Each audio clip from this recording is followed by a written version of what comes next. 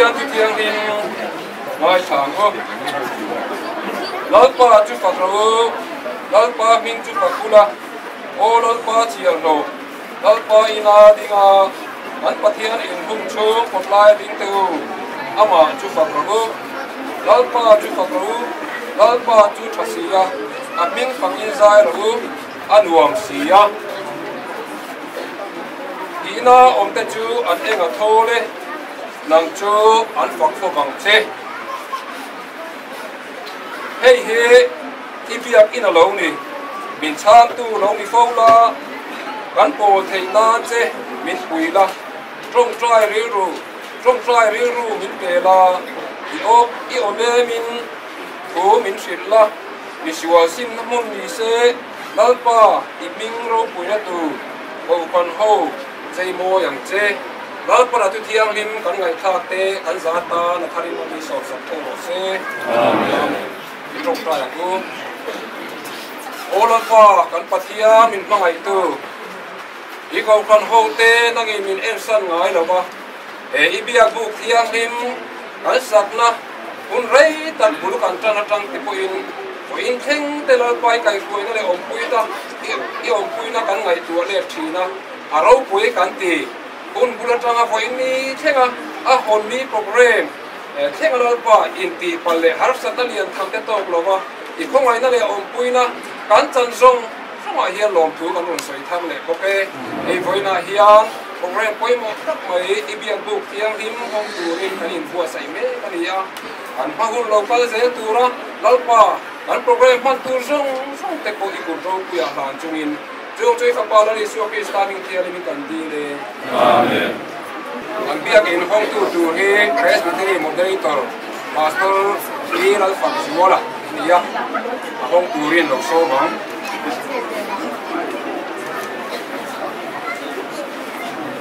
pa le kharau thiang him begin e biakin hi pathian ro pui nan ka honge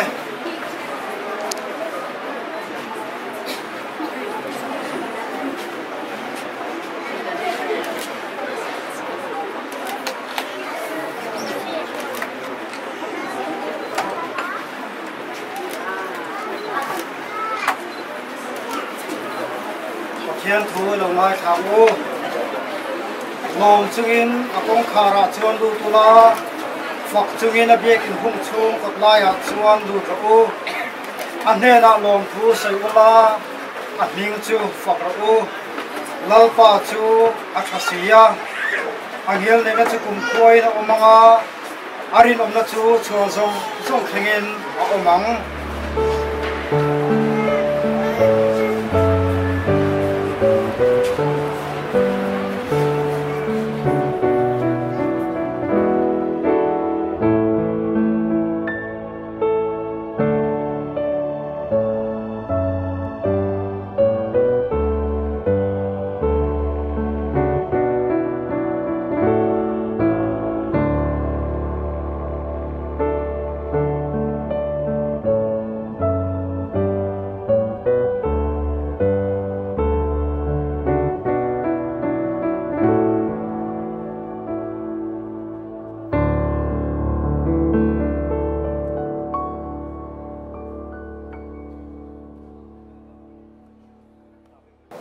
Kanga sorten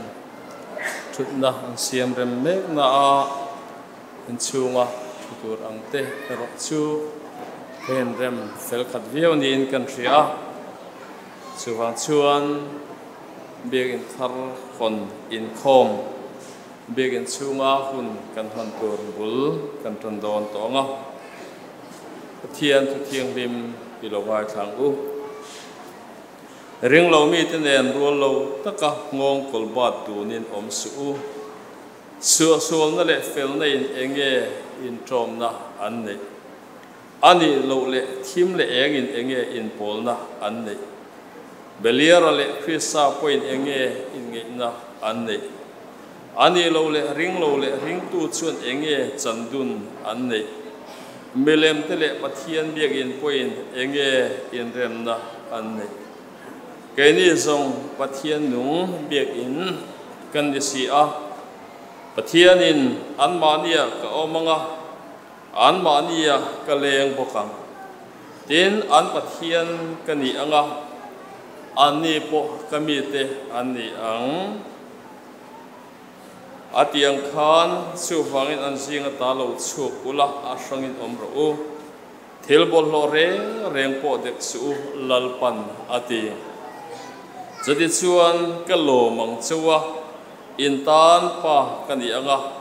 nang ni po katan fanu pa in ni ang lalpa engkim ti the chuan ati pathian ma kunin ti tong tang lalpa kan pathian min mangai tu begin tharhon in khom begin pona kan presbytery moderatorin ahon nuwa begin chunga kan ruhmanang takahbul kan tran theile Kohhran hoten imal somna lutak kan don le kan sanawak hin kan lom thu kan hril cheni voina hen lalpa e begin thar nei thei tura Kohhran ho kan thorim na pialama apoimo le akila lungpoimo ber nang initi kan hria enhe na lom thu soina rilru puchungin ma kanin lan ani voina hian ro puina choi moina nangin changchun som zelang che voina hian in thoro pui ta kan hu be zual ze thein turin begin tharhon in khom begin chunga kan man me kimin throilamal men som sang che kan lalpa Yesu Christ aming kan dila che amen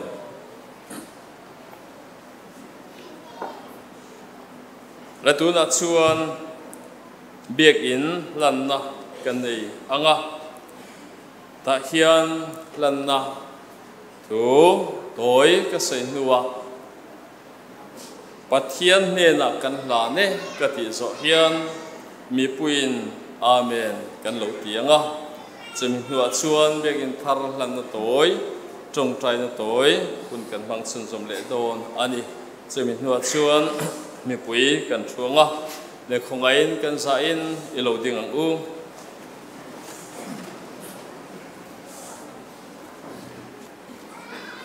in hi pa le fa pa le sarau thiang lim kan biang na le kan pol na in ni turin Yesu Christa chandam na chanchin tha hril na mun ni turin le ring tu te lalpa thua ti chambuan na le ti chak na in ni turin fel na le mangai na ti pun na in ni turin pathian ram ti nge le ti zaw na mun ni turin pathian he na kan la ne amen ye trong trang u lalpa kan pathian min mangai tu he in hi in thiang lim lo ni se ro se ti thiang lim la ti se thei tu le ti bor bang thei tu la ka nangin min ven him sakang che nang ma le Kohhran ming ro puina le lan sak na mun lo ni nge ro se lalpa Yesu Christ mingin kan di la che amen ye chong ule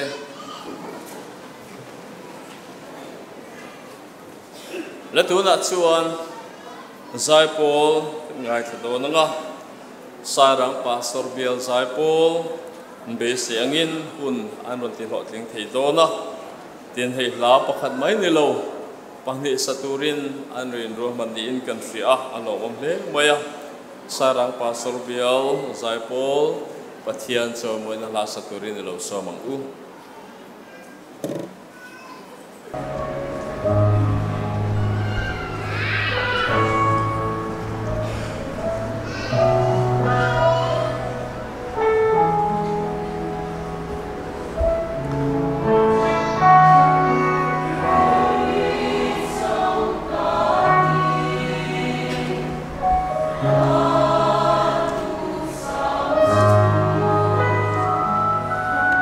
We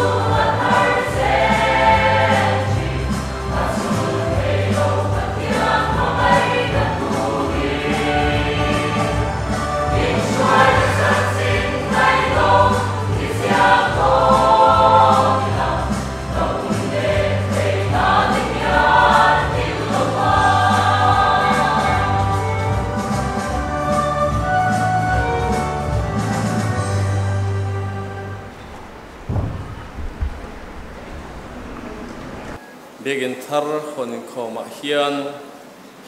biak in sak chung sang report ngai thachin ani a report pe turin Kohhran siap tu ilo soma u Pathian khoi na le mal som na Kohhran ten kan chang a hun rei tak chung biak in sa hun kan man hu in hong thei turin Kohhran committee ruam manate han siama a lotlin na kan an huwa pathian suai na kan chana pathian he na lom thu isoyang u Kohhran biak in sak report kan gai thak main thalak dan tu te in sia tin masai la thange thalak dan tu hi tiang hian ruam man ani a pasaberin Kohhran committee le hong tu moderator inalak anlanga emzo hian long presbytery huam chunga Kohhran committee local zongjong te tin pastor local zongjong te Sihhmui Kohhran building committee nilai te tin subcommittee peng sang reception te decoration te le refreshment hangami te kanan labok anga tin Sihhmui Kohhran meiche committee le Sihhmui Kohhran a Christian Thalai Paul committee chin te nan langa tin Sihhmui Kohhran Pavalai Paul committee chin te nan la bokanga tin Kohhran Zai Paul le Bial Zai Paul ti kanan labok don ani tin Sihhmui Kohhran lo loi to mundang atang lo tel he biak in Hawnna lo tel te local zongjong te khan lak bok tur ani tin hemi zo hian Sihhmui Kohhran a building committee a lo tel to zongjong ten lak tur ani a tin to bera hian adu piang te tan lak thei ani ang tin biak in chung program kan mang meka kan man zo hian biak in Thar lom na ruai buat sai ani a hei hi in khom ho ten kil vek turin kan in soma ti ka kan in sia ti ni sel ai hun takero hi chu kan soi thei lowanga patulam pangten ruam man na aron sia mai tu rangai la thange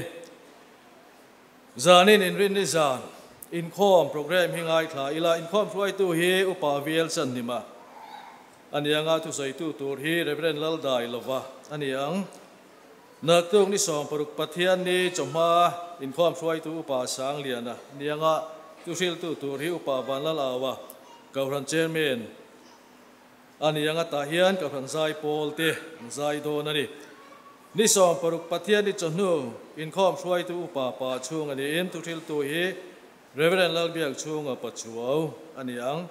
ten ni som paruk pathian ni zan in khom ruai tu upa lang rem siama anianga tu sil tu reverend ke zaunun sanga bial tu pastor anianga mi zan hian masi sangkati bial Zai Paul te an Zai bokdon ani Kohhran biak in sak report kanan pe donanga biak in Thar pasari na sak report le hon ten kanan da a tumathe zia ka chin chian ni lem lowa amai ro chu Sihhmui Kohhran din ni heni somni paruk oga sang khan zakwa somnga din ni a in hlan chon ani ti chuan kum sang ni somni pani hi Kohhran in kum som sari pani atlin kum alo ni a min suai tu pathian he na lom thu Kohhran ho ten isoyang u bultan na le ruam man na kum sang ni pakwat long presbytery in khom pui chuan biak in sak phal na bin pe a kan lom hle a heta tang hian ma lo chawin sum le pai ngai tu ngal ani a Kohhran committee ruam manin pathian ram tholom ipa building special kolam siam ni in Kohhran mi puiten phut takin sum kan thoa ti chuan ma lak chho zel ani ti chuan kum sang ni so mar ni som ni paruk jing dar sari la chan be kham kati hun laya sinot moderator reverend C chong lianan biak in Thar sakna tu lungphum chu ursung takin aphuma Kohhran ho te ei kan valom em building committee voi engmazat athua Kohhran hatlang po voi tam tak ko ani Biak in satur hian plan le design tu atan architect le structural design turin engineer te ahan pain kan ruai lem lawa Kohhran committee le building committee te ruam hanin kan sa chau ve mol mai ani sum thodan tlang pui Biak in saknan hian Kohhran in sum nei sa kan nei lawa rin na in bul kan tran ve top mai ani Kohhran mi puiten sum le pai thanem ngai takin kan thoa mimala sum fai tho tam takte po an ani ilai hian kan sinot atangin ni som ni thlakwa sang ni som priat khan cheng noi som panga kan donga kan lom hle ani ti chuan trust department atangin thingphel kan hoa thingphel za somnga kan ho ani ceiling vel siam dan hian ni som thum thanga sang ni som pathum khan apek bank cha hian cheng noi som kan puka kum sang ni som ni khan noi som panga puk la in kum sang ni som ni pakhat MRB sai ran branch cha cheng noi som puk le ani am heng he upa te minga puk an ni lom apek bank a hian pilarin moi blossom farm minga puk ani Biak in sakti hian abiak in ngor ni lovin abe bom Kohhran chauka kan ti te no pang Sunday school te kan sa telvek kan siam telvek ani a ichuan chu ko tin in sum le pai tho konga thei top tak meu kan chua tiang ang Kohhran hi an om ve gem le kan ti hial thina kan Kohhran kan chang ruala Kohhran dang bial dang te hian ni ve gem o ti te hi kan ngai tua da na ni a tiang khop mai kan chang rual te hi pathian mal som na kan dong na sa le a kan in ngai ani ichuan kan ha le em Biak in Thar chukum som pakat chung lim le phut takin kan sa a hon thei turin kan lo pe ve thei ta he kan lom le ani kan sak chung hian pathian mal som na kan dong na sa le a in ti pal ti sen chuak buai pui ngai kan om lo nin kan sia then khat Biak in sa ga a te chuan Biak in chungat la han ti te arela changat la han ti te buai pui ngai dam doina han kal pui ngai te hi an om ni ten kan sia kan Kohhran chu kan van nei khop mai in bil po kan om lo ni kan sia ni tiang khop chuan pathian ve na kan changa kan lom tak meu ani pathum na Biak in Thar le be bom kan Kohhran a hian Biak in masaber hi pit som panga pit som panin rap inin saka ko som nga borbel khan sak ani a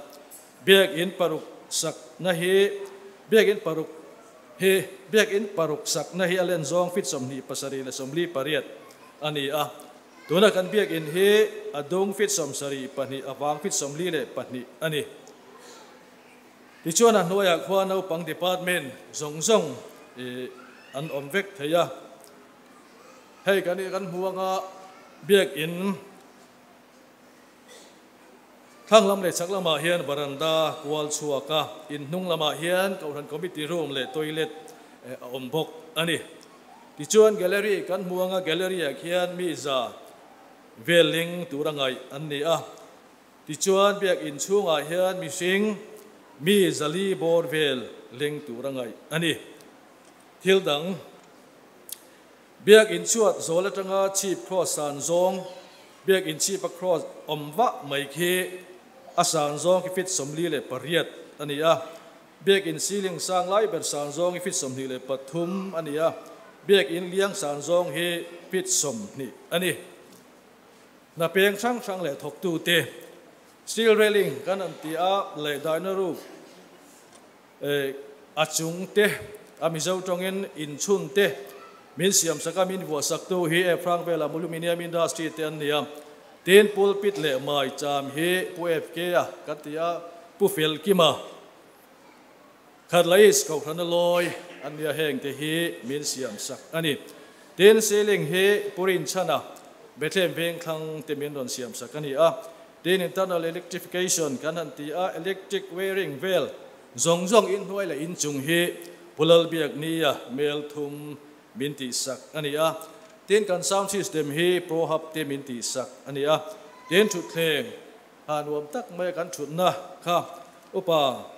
thang minga pulikon west upa tena min siam sak ani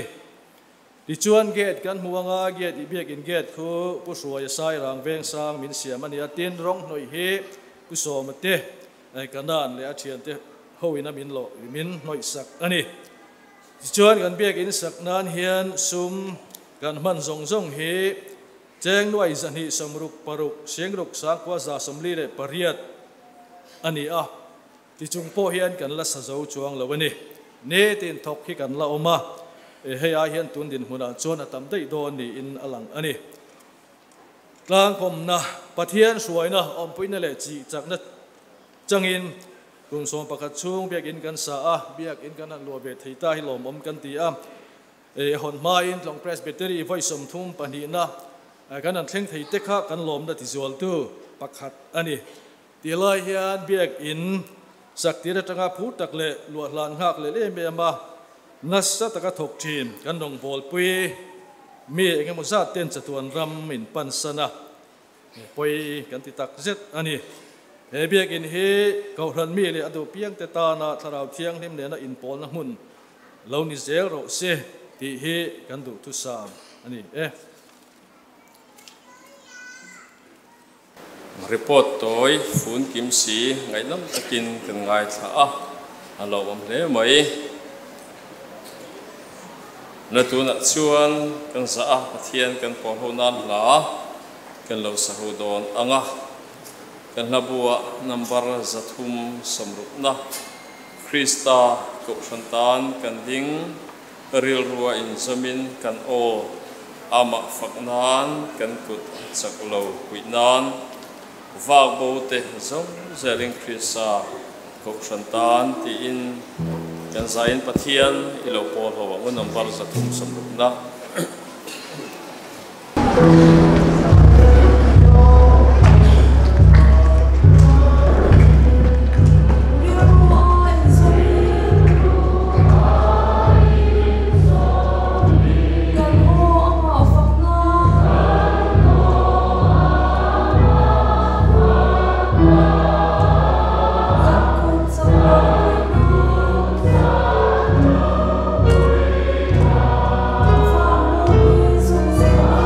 Oh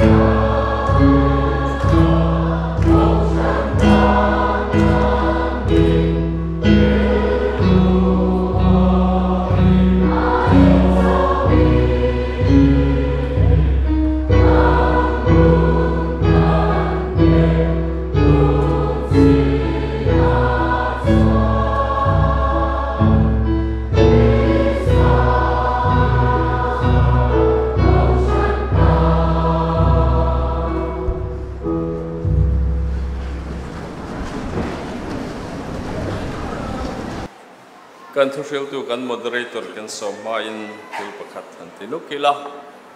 min try om tu te kan in din kin tir seng hau lovanga amar chu nia poimo sual ril ro lang then khat in din tir zok thain kan ri a kan presbytery chunga pastor emo minister emo he kan biagin thar hon in khom en ron man pui tu anam chun khongain ding zok te se pastor kan presbytery chunga mi alo ome kan presbytery chunga mi ni lo pastor minister nem he pastor lo mi to thin te e hun min ron man pui tu ra rein khom anom chuan kan presbytery pon la mi khongai nan ding vele sela alo ome kan bial chung ti tabik lo vela kan presbytery chung anem nge upa e hun poi mo tak mang tu ra rein khom zong zong te khongai nan ding vele te a alo ome thuro le kan presbytery chunga mi ni lo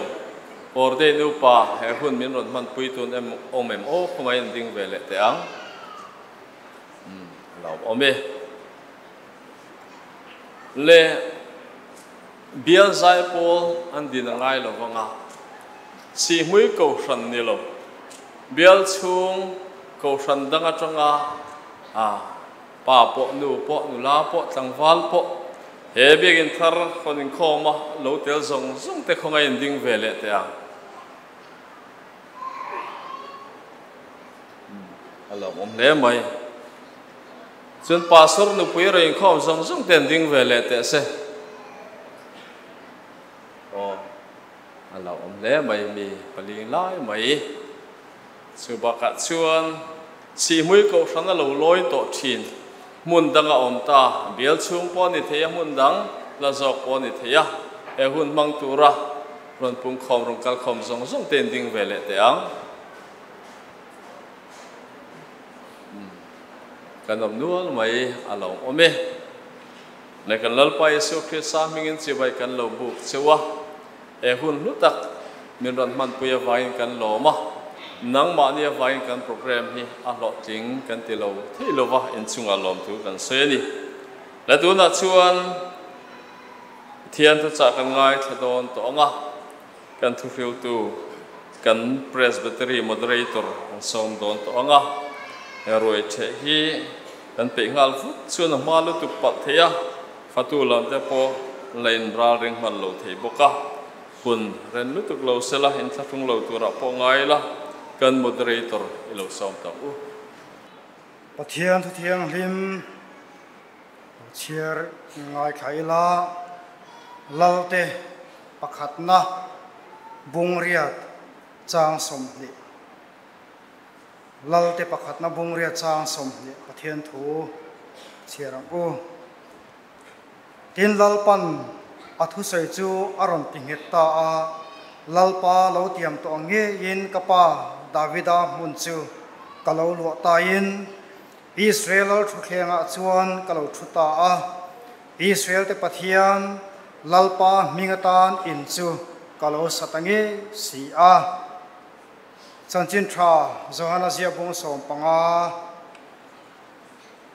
chanchin tha Johanna sia bung som panga changli thian thu lo ngai khna o ke ma om reng ro o ke po nang ma nia ka om rengang peng chu grape fria om reng lo chuan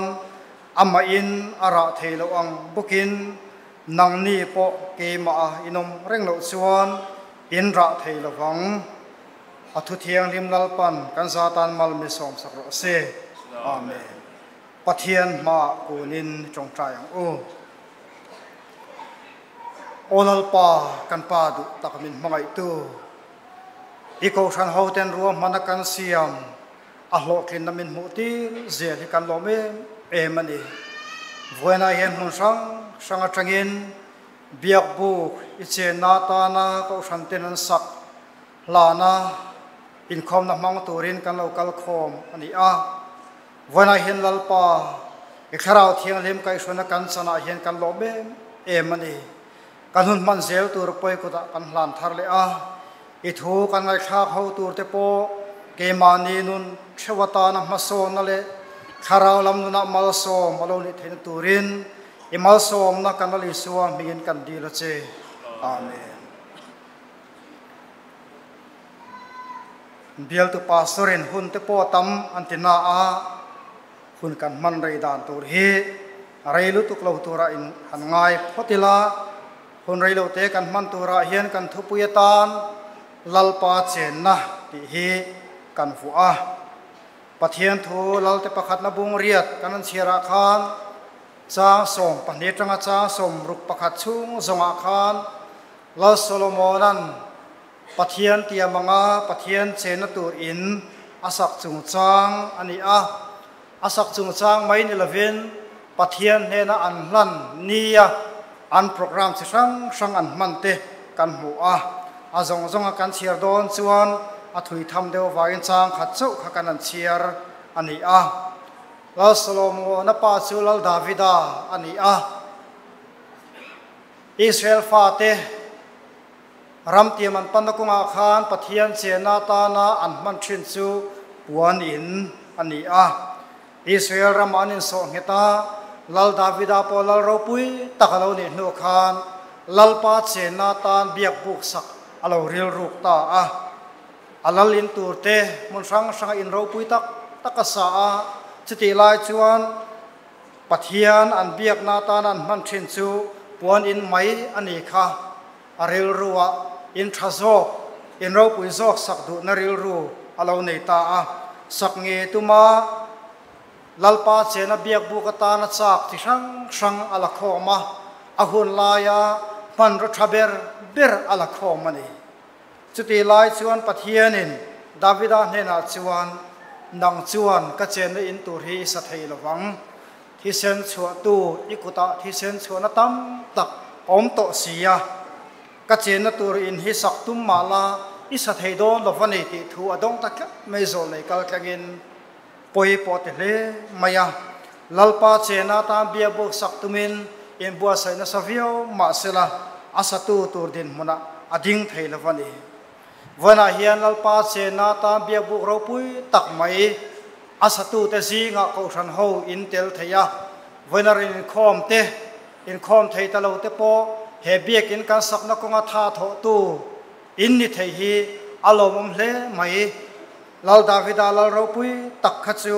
biak buk satu tan pathian in athang lova adu lovani biak in sa thei tu din huna kan dinga kan hun lai taka biak in kan sa a voina hun kan an mang thei hi ko than mi te pathian mal som na indona alomom ema lom na chang in hriat po anga in kan hre a ten asatu ni ve chia lo voina lo kal khoma a hon na hun ropui tak maya kan lo tel ve thei te po hi pathian mal som na ni a kan lo me em pokani voina hian pathian ko than ho te lim taka long taka ama kan biak na hun aba kan biak na mun tu kan saka kan hlan ni hi lim na le lom na ni ani a chuti lai ro chom mi then khat ten alung leng zong in ani khachilo om se o ani kha bulmin tran pui tu nia han tel ve sham se o tia ngai tu te po kan om thein arin oma amaro chu khalam khachu adik tho line hoina hian lim le lom taka ko san ho te kan om na ni ani kan sawa hian lim taka om tur kan nia lim taka om po itumang o achan chu achen na in satu tur te singa lalpan bin khanga kan sa ropui takin kan lu luma kan honga chimi hun kan mang me kan ni kan lo me em tu ni in ka ngai phona hian lom tak kan om ni turani a lom tak om zel tur pon in bua sai o lal davida fa palal solomon khan lalpa chen in tu ropui takin asa a abekin ropui ziate heminia an lana an hun man dan zong te hi hantar lan po katum lawataran sen po anila fanga aro pu ema ahun laya manro thaber ber an lakhoma ropui takinan sa a misiri te po hian thiam viau aniang asak na muna abiakin chunga nilavin mundanga anrem khom sa veka bekin an sa amunan la khom meu chuan tu bawa thil chudri reng po sia tur omlo khopin mystery te pon thiamani aro puina lamte amman roman lam khachu han sei ko katum chialawa thil pakhat han ta lan ka duero chu he bekin an lan ni hian la solomon pathian hena atong trai ani atong trai na zong po hi aro puye emai han ta lan sen chi pon lo thil pakhat kan sei du ero chu he bekin an lan ni hun ro pui taka la solomon atong trai na angai nom em na chan chu pathian ma ain pha niam thei em lai he ni lal ro pui takani a bekin ro pui taka hun lai na sa a hun lai thil thaber per an la khoma mystery ta thiam dan po kan sei to ani chute chung chuan lal solomon chu pathian hen an tong trai khan ain pha niam thei ema an ngai klom thei em mai hi aro pui ani chuta chon thil pan hi chu han ta lan kan du chu ama chan chin atong trai na pathian mai lan na khana sei don rengin i chia lo ti tong kam hi amang zelani ama chan chin adin munte an seya pathian aruat dan te khan dan te sei re khan i chia lo hitin ama chung chang a sei thinani tin Israel mi pui zong te chan chin chung chang an sei don reng po khan imi te tin trong kam amang zel mai ani lal ro pui takhan alal ni na ro pui takha atar lang hak lo mai lal ro pui takane aniya mitam tak en kol tu op tu aniya amaro chu ama en kol ama kai suai ama ven again mi pui te chung chang kha asui reng lo pathian hena imi te pathian mi ten ni ti kha chiang takin asia in ngai kom takin lalpa chia lo ani na te mi pui zong te po lalpa mi te an ni ti kha chiang takin asia helaya trong kam in ngai kom na in ngai kom taka pathian he na ain lan na hi amoe ema solomon a trong trai na tinga inom tu berte zinga mi po ani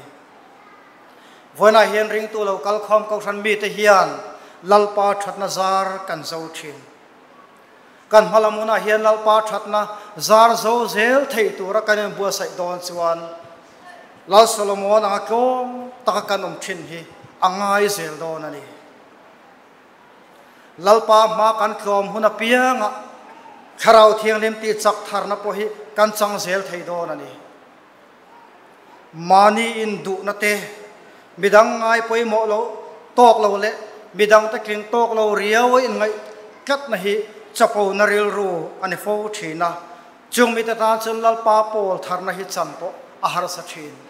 lalpan min ti chak zel se min pol har zel se atan po in pe zel theila ti kan du chuan gom takalalpa kan dora arong kan bo zel na tura hin in ngai klom ta kanom zel hi apoi mo em don ani kanali suwa chan china hian gom taka om dan hi muntam taka kan mu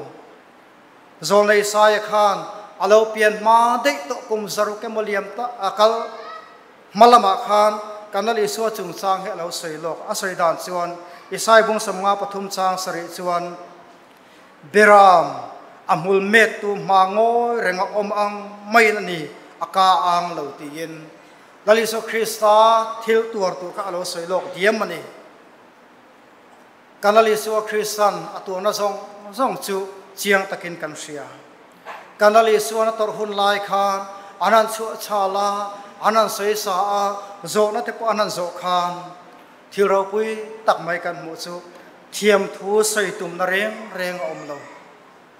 adik na lam sei tum na reng kan mu lo gom takin kan ta na tor na ko khana turani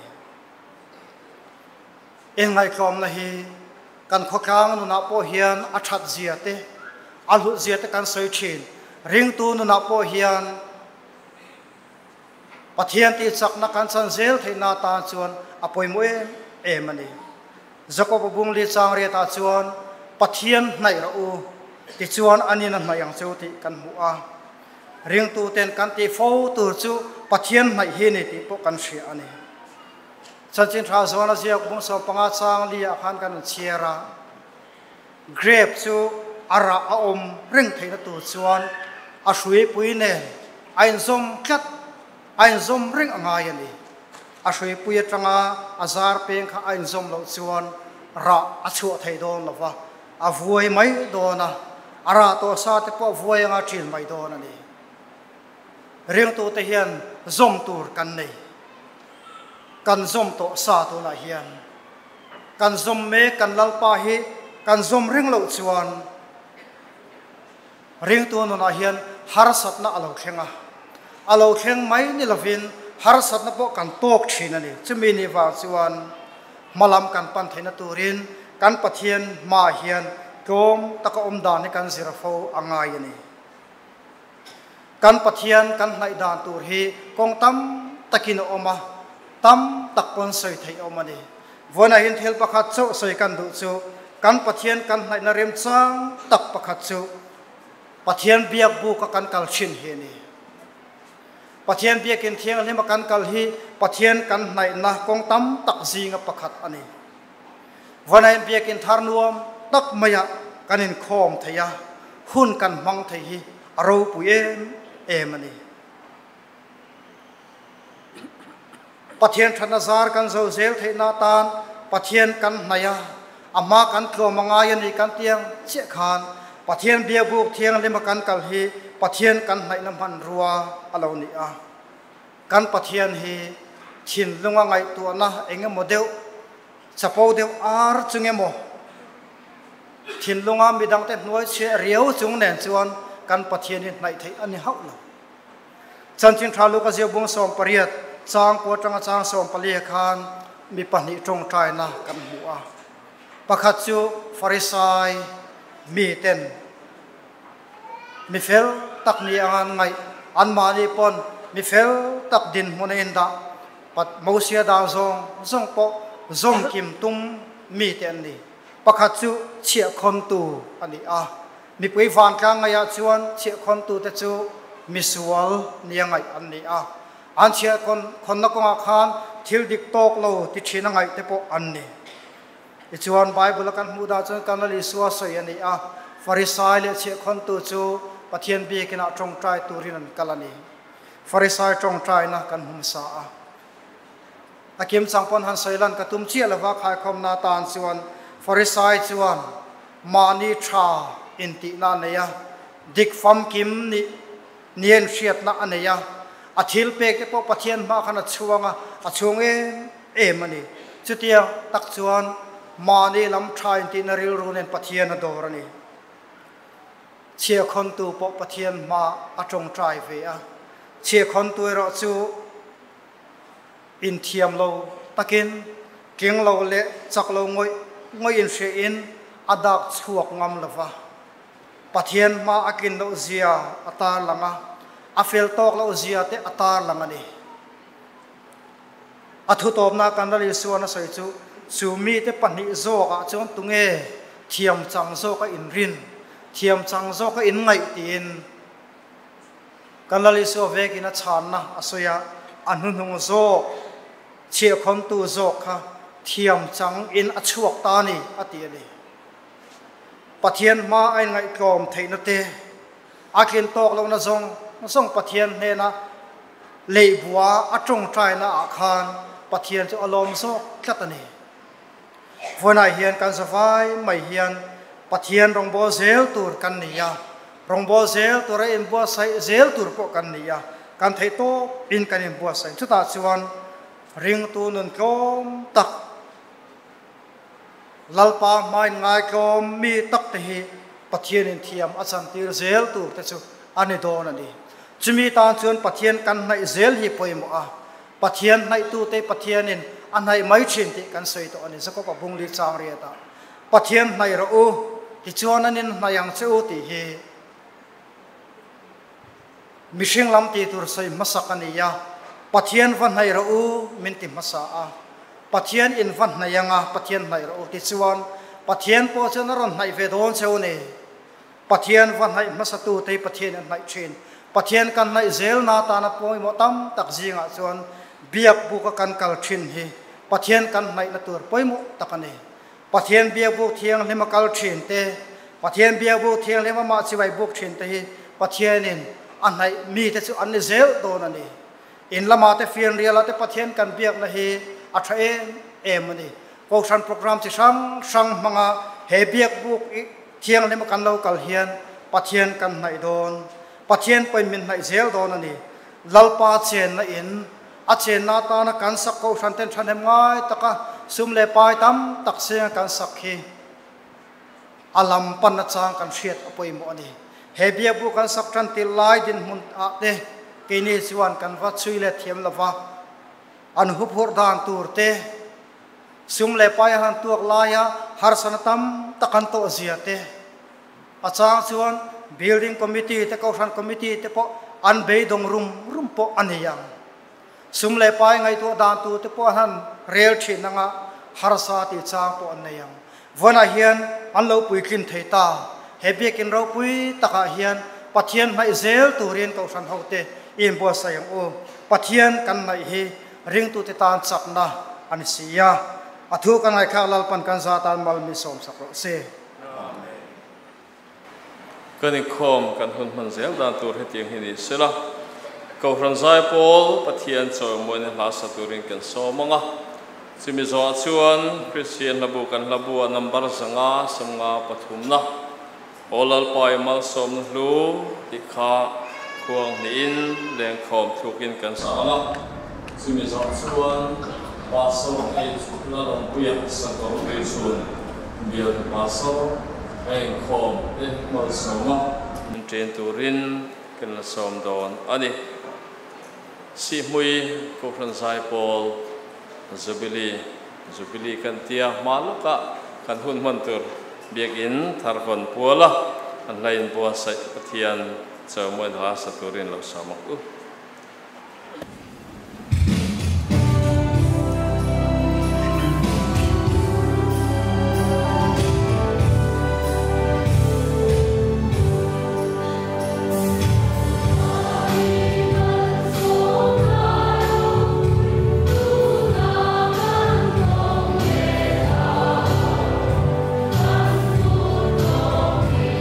kênh Ghiền Mì Gõ để không bỏ lỡ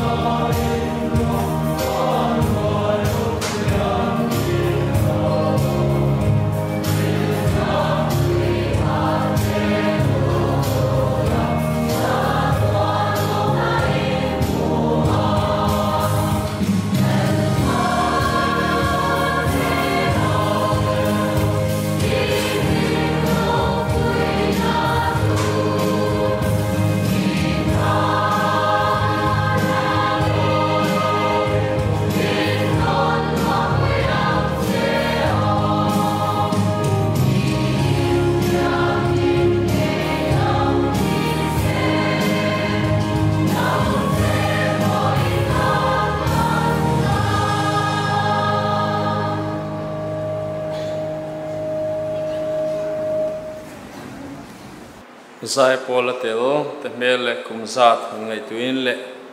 tina hun le mun ne na em he tak la hoi tak mai ron thlang chu ka ngai nom le mai in bel zai pol te thian chaw moi na la ngai nom le nu takin ron sa a bel zai pol te chunga le Sihhmui Kohhran zai pol te chunga lom thu kan soi ni atuna chuan min khom kan lo tin don nai to anga se tak ang khan la number zanga songa pathumna olal pa imal som na lu kan eng kim chunga lang tin pathian kan por ho anga emi kan sakso hian pastor age lalom puya mal som na min tin turin kan som sun som don ya zanga songa pathum nei lo sa u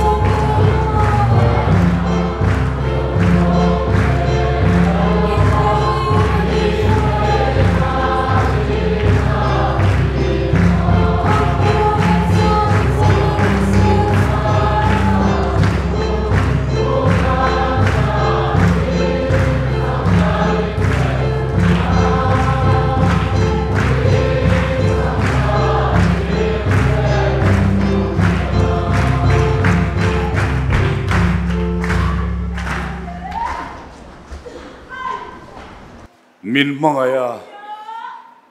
athisinin kan sual te min sil fai saka khuale tuele palama pui thiama min siam tu kan pathian ne na chuan chatuanin lalna te thune na te choi moi na te omsela pale fa pale tharau thiang hlim pathian eng kim ti thea kai suaina a chen puina thamuan na le mau som sang na du om taksu a Kohhran ho ne na hian tu na tanga kum khuai lom zero se Amen. Amen.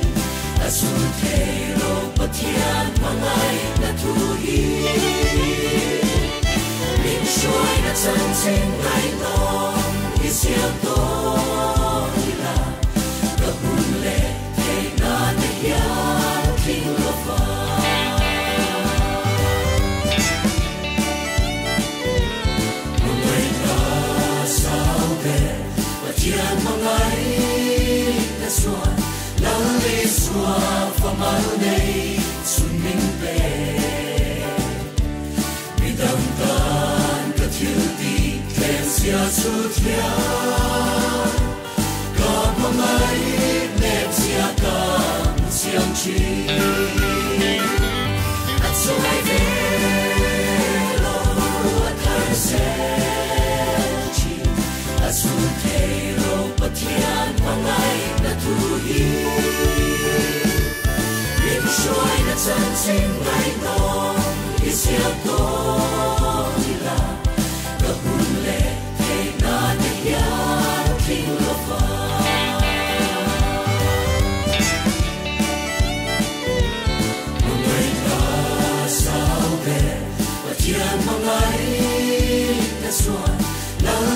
xua pha mal nei sun min pe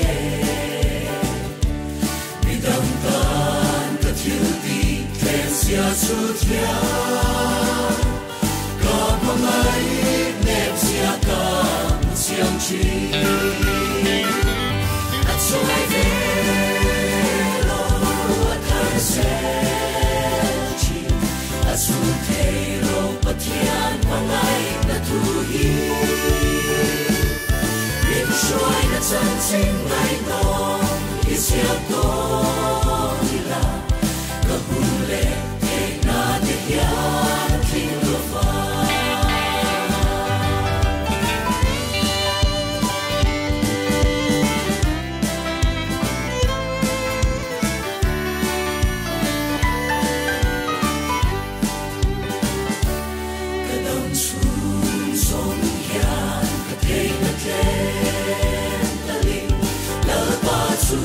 phật mai tur kaloni so dei rombo tu a min khang hi a mai ro puisia siang tu at so ai ve lo at har se chi asu te lo patian mangai na tu hi shoi na chan sing ai no isiam to ila ka hule te na te ya king of ling shoi na chan sing ai no isiam to ila mangai na chan sing ani